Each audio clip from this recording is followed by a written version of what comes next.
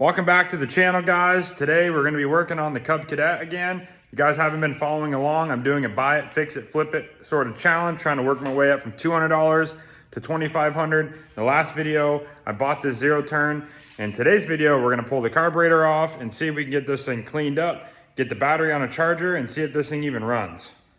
First, I got to give the cat some loving. Hi, Milo. The carburetor sits right here behind the air filter, so you just unscrew that. Wow, that filter is trash. Well, actually, there's not even a filter. There's just a screen here.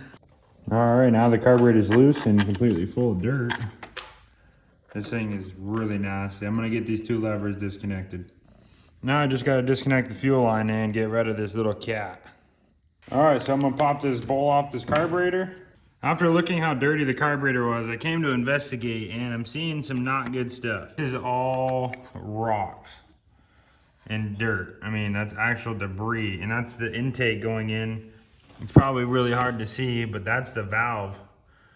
Really hoping this thing wasn't ran like that, and it's just like that from it, you know, sitting in the wood for so long. But I got to figure out how I'm going to clean all that out of there. So far, I put a jumper box on the battery, and this thing does nothing. I see a small little red light here. Try and crank it. It's showing that the parking brake is off. It's not doing anything. I'm gonna go ahead and pull these covers off. I've done a bunch of diagnosing on this thing off camera, and I'm gonna show you what I think I've concluded. So I'm gonna make this super simple so it doesn't take an hour. This is your battery power that comes straight into the solenoid. And from my understanding, this should be sending power into the solenoid from the battery, which should ignite this power wire and send power to everything in the machine, basically. Well, this is not getting any power. If I jump the relay with a screwdriver, it'll turn over. So this could also be not getting power through a safety switch with the parking brake. It could be this ignition is bad. So what I'm gonna do is a little bit more testing, but I think I'm gonna order a new starter solenoid. I've read online that the switch for the parking brake is known to go bad.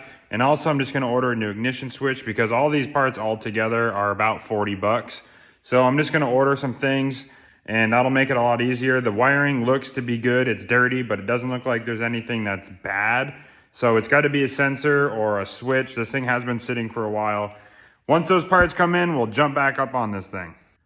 But for now, guys, that's gonna be the end of episode 2. I know this wasn't really anything special. I didn't get to turn it over, but unfortunately, I do have to wait for parts. If you guys like this video series and you want to see me rebuild this tractor, go ahead, follow, hit the like button, check out the other videos I've done, and I will see you guys here in a few days when I get my parts.